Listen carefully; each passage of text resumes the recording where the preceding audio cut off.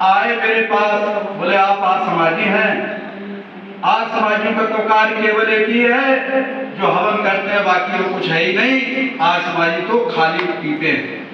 मैंने कहा ऐसा नहीं, आज समाजियों का जो है वो किसी के पास नहीं है। यदि आज समाज ना होता तो आज देश नहीं होता। बोले कि आप तो कपोल कथा बात कह रहे हैं, आप तो फालतू की बात करते हैं। मैंने कहा फालतू बात नहीं करते हैं। यदि आज समाज का ही परिचय लेना चाह रहे हो तो बैठ जाइए मेरे साथ। 3-4 लोग बैठ गए तो कहने लगे, मैंने कहा पाखंड फैलाया हिंदुस्तान में। एक लाला जी थे हिमाचल, जिनके यहाँ पुत्र रत्न का पैदा हुआ और उसको वहां के पंडितों ने विचार विमर्श करके पत्रा में निकाल के दिया है। बोले इसको तो पितृदोष है। जब पितृदोष की घोषणा हुई तो कहने लगे कि इसको तो 12 वर्ष तक पिता का मुंह नहीं देखना चाहिए। यदि मुंह देख लिया तो समझ लो बेटा कहाँ जाएगा, फिर वापस चला जाएगा, बोला मृत्यु हो जाएगी। तो विचार आए परिवार में, बोले कि ठीक है, बेटा के ही मृत्यु का संकल्प लिया गया। वहां पर फिर विचार किया गया कि ठीक है, मैं 12 वर्ष तक उस संतान को घर में नहीं रखेंगे और उस संतान को एक बकरी चराने वाले व्यक्ति के साथ में उसको छुड़वा दिया गया। बोले 12 वर्ष तक वो बकरी को चराएगा और घर में नहीं रहेगा और उसका पिताजी मुंह नहीं देखेंगे। 12 वर्ष के बाद में विचार किया जाएगा कि किस तरीके से क्या होना चाहिए। तो हमारे आज समाजी एक विद्वान उन लाला जी के यहाँ पहुंचे, भ्रमण करते हुए कहने लगे, लाला जी आपको पुत्र रत्न की प्राप्ति हुई थी, उस पुत्र को हमारे समकक्ष पेश कीजिए। तो लाला जी ने कह दिया कि वो पुत्र तो नहीं मिल पाएगा। बोले क्यों? कि उसको तो पितृ दोष था, इसलिए मैं उसका चेहरा 12 वर्ष तक नहीं देख सकता था। पाखंडियों ने घोषणा की तो जाके मैंने एक बकरी चराने वाले व्यक्ति के यहाँ उसके घर पे छोड़ दिया और 12 वर्ष तक वो बकरी चराएगा। तो वो बकरी चराते हुए तो वो आज समाजी ने कहा, लाला जी तुमने बहुत अनर्थ कर दिया है, ये सब क्या विचार तुम्हारे अंदर आ गए? बोले नहीं नहीं नहीं, हम आज समाजियों की बात नहीं मानते। आज समाजी तो मैं हूं नहीं, मैं पौराणिक हूं, पौराणिक बात मानेंगे। बहुत समझाया, आज समाजी कुछ बुद्धि के होते ही, लेकिन उन्होंने फिर समझाया। समझाने के बाद में कहा, लाला जी बैठ जाइए, अपनी धर्म पत्नी को भी बुला लीजिए। ये धर्म पत्नी और लाला जी साथ में बैठे हुए हैं।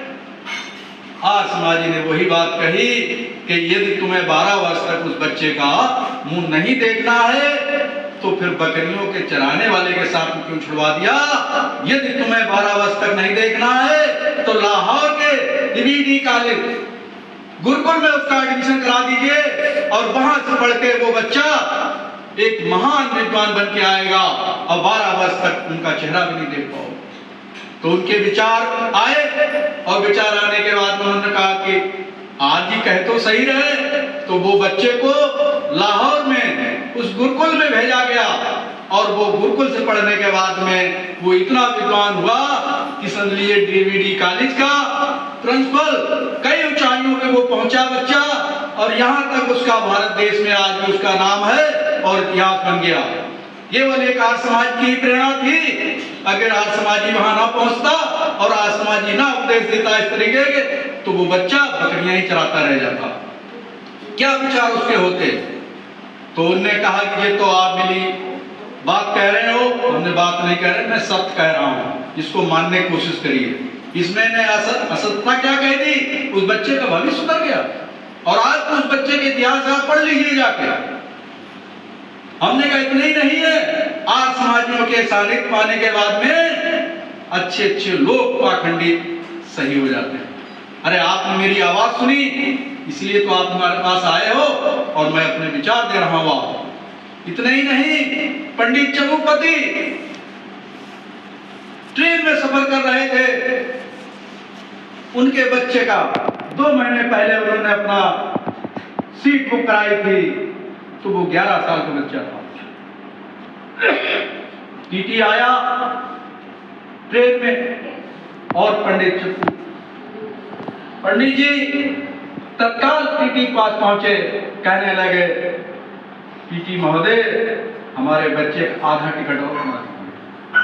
पंडित चप्पू हाँ जी थे, उन्होंने कहा कि मेरा आधा टिकट और बना दीजिए।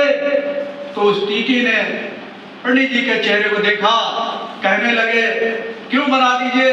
बोले नहीं, 2 महीने पहले मैंने टिकट कराई थी, तब मेरा बच्चा 11 साल का था, आज की डेट में आज मेरा बच्चा 12 साल का हो गया, उसका आधा टिकट और बना दीजिए। वो बात सुन के टीटी महोदय को क्या सत्याग्रह प्रकाश पढ़ने के लिए बात नहीं होगा? क्या उनके विचार सुन के वो टीटी को बात नहीं होना पड़ा? और उस टीटी ने यही कहा कि मुझे तो आपके विचारों में जीवन जीना चाहिए, आपके विचारों में जीवन जीना चाहिए। मैं तो कहाँ व्यर्थ जी रहा था, आपके इतने बड़े उच्च विचार। अरे आज तक कोई इस तरीके की कोई घटना होती तो बच्चों को कोई लेटरिन छुपाता है, कोई बगल छुपाता है, कोई सीट के नीचे छुपाता है। आप महान हैं, आप तो उसी समाज से हैं जिस समाज ने दुनिया को आज इस लायक बना दिया। तो मैंने कहा कि कितने प्रमाण तुमको दूं, बताइए आप समाज को कितने प्रमाण दूं? हमने आज समाज तो वो है जो आज समाजों को पूजा जा रहा है।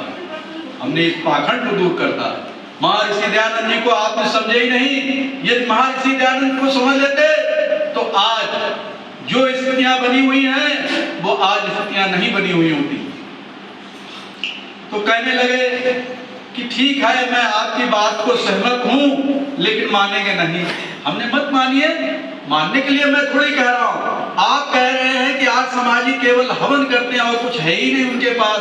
हमने कहा ये प्रमाण मैंने आपको दिए, हमने एक प्रमाण नहीं हजारों प्रमाण हैं, और लीजिए आप हमसे।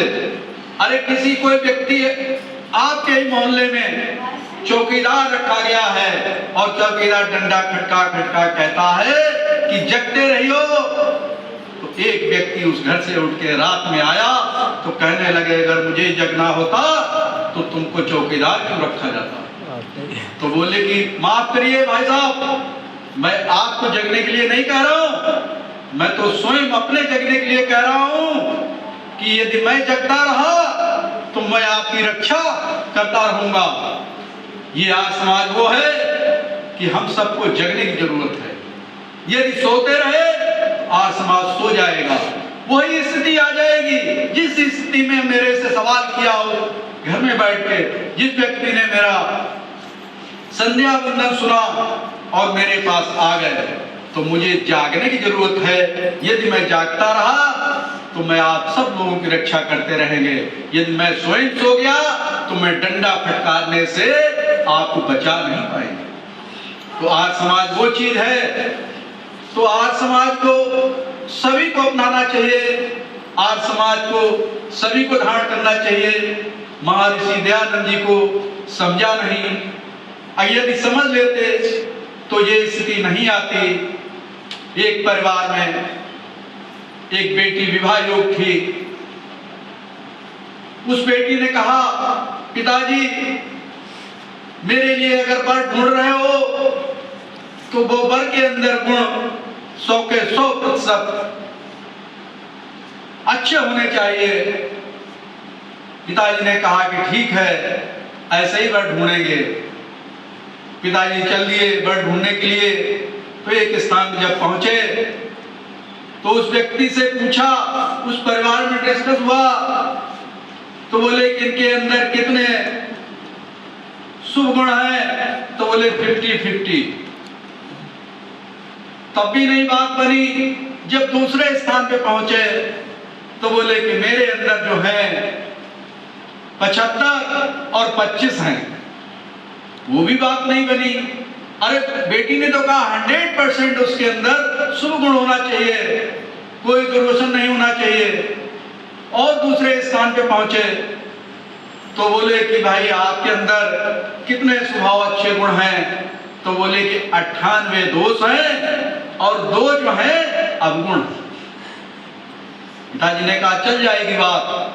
मेरी भी बेटी आज समाजी ही तो है, वो सुधार लेगी।